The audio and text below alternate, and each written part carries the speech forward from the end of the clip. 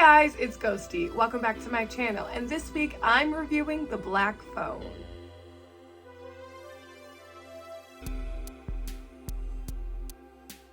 It originally got its release in 2021 with the Fantastic Film Fest, but it recently just got released to theaters here in the US. The Blumhouse girlies have been waiting for this movie, including me, or maybe it's just me. Scott Derrickson is the director and writer of this film. It was co-written by C. Robert Cargill, and it's based on a short novel written by Stephen King's son. So there's a lot of creatives at the deck here, but they did a really great job. Scott Derrickson, he takes what works for him in Sinister and brings it to this movie, but it's very different from Sinister. This movie is scary and it's dark and it's very bleak, but it's also emotional. It entirely nails the 70s aesthetic. Like, I'm a slut for 70s films, and I think that if you're gonna place a movie in the 70s, it's a really great idea to tell a tale of kids being abducted. Really just puts you in the 70s. We get a couple of great needle drops as well, with like some funky 70s tunes, specifically when we're hanging out with the cops, which I enjoy because this movie does partially feels like a cop thriller. This movie has a lot of great classic horror elements, but it doesn't rest on them too much. It doesn't rely on jump scares and the cliches and the callbacks. It just uses those for our enjoyment. It doesn't rest in those, and I really appreciate that, because you want to go into a horror movie and it feels familiar. You see the cliches, you're recognizing the tropes, like you want that, but you also want an entirely unique experience. I've said this in my Chucky video. I really enjoy these stories about the specific age group. Tweens are in that weird place of where they're becoming their own and they are aware, and the characters in this film, specifically the brother and sister, which I love them, Gwen and Finn. They're the perfect pair of siblings because we have the shy sibling who ends up being the older brother, and the younger sister who's not shy and she's tough and she's just kind of a go-getter.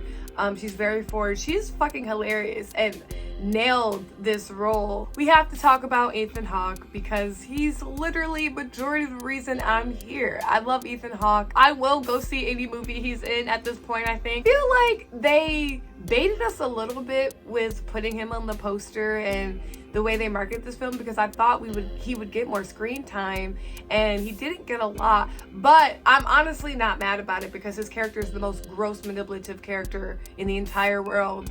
And honestly, when he first got on screen, I was just like, I don't know if I can sit through this. But as the story went on, I understood that they were really just making this guy a monster for a reason. And because this is a survivor tale, spoiler alert, the protagonist gets his revenge. They get their revenge. I think that's what makes this story so great. Through all the turmoil, through all the hopelessness, through all the I cannot do this, I will not do this, I'm going to die here, he's able to overcome that. We saw the main character overcome his fears. It becomes an uplifting tale. It is uplifting. I enjoyed the beginning and the ending of this movie the most. The middle kind of dragged for me, but what I really enjoyed about the beginning, it sets up this mysteriousness around the grabber.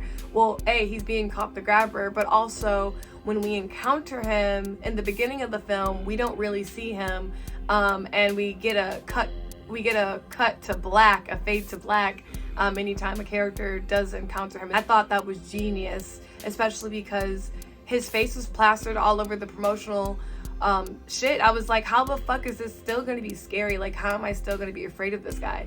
And when they do officially reveal him, by the time that Finn gets abducted and we see how he's capturing these kids, that is the most shocking scene in this entire film. It's a great jump scare. It's almost like classic Scott Derrickson jump scare at this point, because you really don't see it coming at all. I really liked that about the beginning, and then again in the ending, I just love that it's uplifting. We really get to see him beat this guy down. I was blessed with a great theater, and we were all cheering for him and like, yeah, get him. It was just really great. Film and art is here to help us cope and help us like get through. Like, we really need that. We really need to be reminded to be survivors, to push through, to fight back. I'm here for this movie. I'm here for this movie coming out at this time. I'm here for this movie handling these tough, bleak subjects and it also not being afraid to push the boundaries. We get a lot of brutal scenes, and that we're with kids a lot of the time. We're with kids, so we're seeing these kids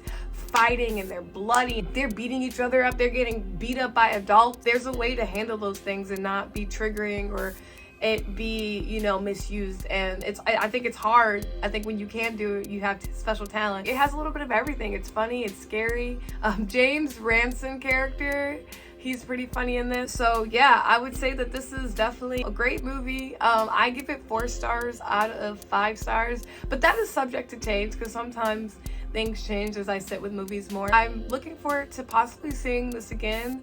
I'm considering checking it out at the theater again, but I don't know, I might just wait until it's available for at-home streaming or DVD. Thanks for watching this video. If you liked it, you can give it a thumbs up and be sure to subscribe to my channel. You can always hit the bell to be notified whenever I release new content. Follow me on social media. I'm on Instagram at Ghosdee_, Twitter at Ghosdee, and Letterboxd at Ghosdee. I'll see you guys in the next video.